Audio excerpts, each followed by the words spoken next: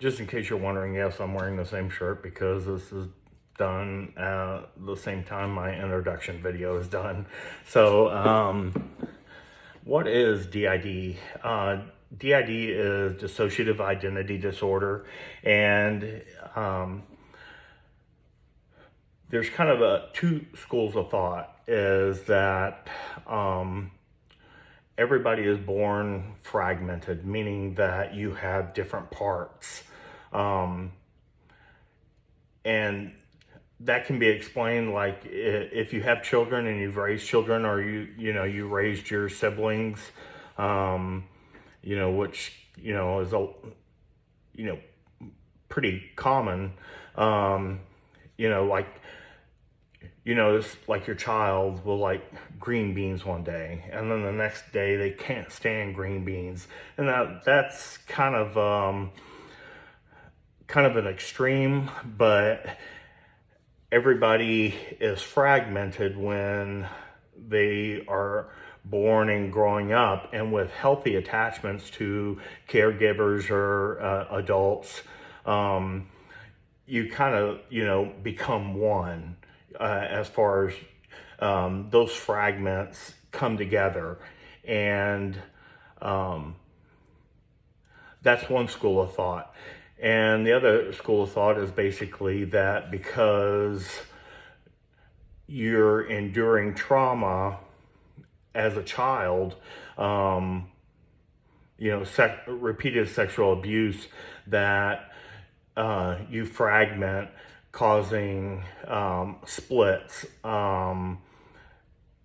parts to be created, or alters. You're going to hear those words: parts, alters, splits. That those parts will endure that trauma for you. Those, to me, it really doesn't matter. Labels are pretty important to a lot of people, but to me, labeling it, whether it's parts or alters or filters or, whatever you want to call them,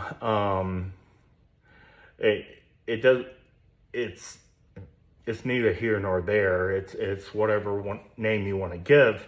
But there's several school of thoughts as far as how DID comes about, but the common denominator is repeated sexual abuse before the age of like 8, and that's when it's like a pivotal point where a child's mind really comes together. And it all comes down to basically a very confused childhood, that you have very unhealthy, confused attachments to your caregiver, whether it's a parent or a sibling. So my wife and I went to a conference in Florida in February last year, and there was a school there. I can't remember the name of the university, but they were really studying patients with dissociative identity disorder. And they found that there was a common DNA marker that, everyone that was diagnosed with DID had. And what that marker indicated was that if you experience this repeated trauma as a child before this age, before this time period or during this time period, that you would be able to dissociate and in part create parts or alters. And that would, in time, as you get older and you deal with these things, end up having, being diagnosed with DID. And there's a lot of younger kids that are diagnosed with DID, but usually it comes about, later in life. and you have to deal with that trauma sooner or later. So, and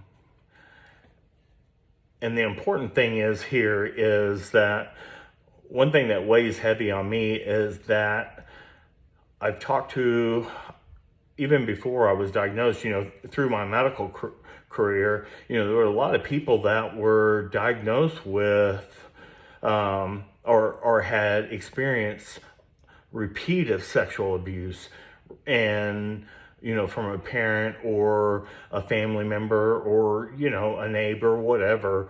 And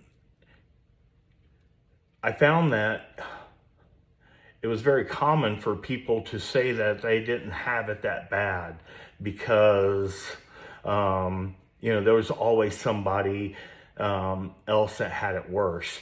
And I think that's a defense mechanism to try to justify or try to I don't know, it's just a defense mechanism so that you don't think that you have it that bad. And I think that your perpetrators kind of instill that in you. So getting back to the university that was doing the study, is if your genetic makeup doesn't allow you to have that marker so that you dissociate, then you're not going to be diagnosed with DID, or you're not going to experience, the same symptoms somebody would with DID.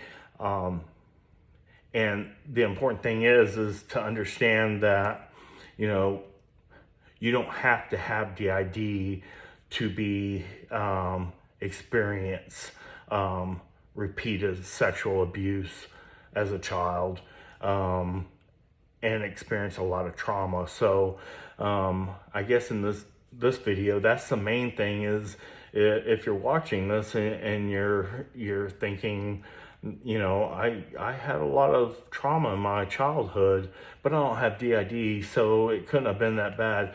I challenge you to really, not discount your trauma, because, to look at it as you may not have DID, but that's because of a genetic makeup. That's not because of the abuse you endured. So,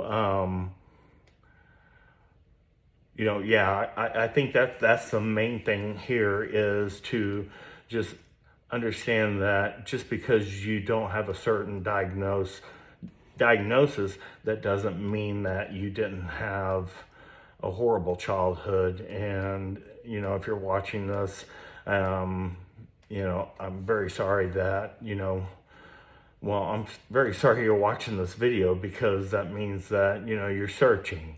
So, I just really, challenge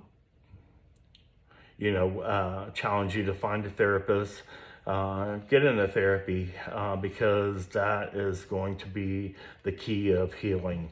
So, anyway, take care, and we'll see you on the next video. Bye-bye.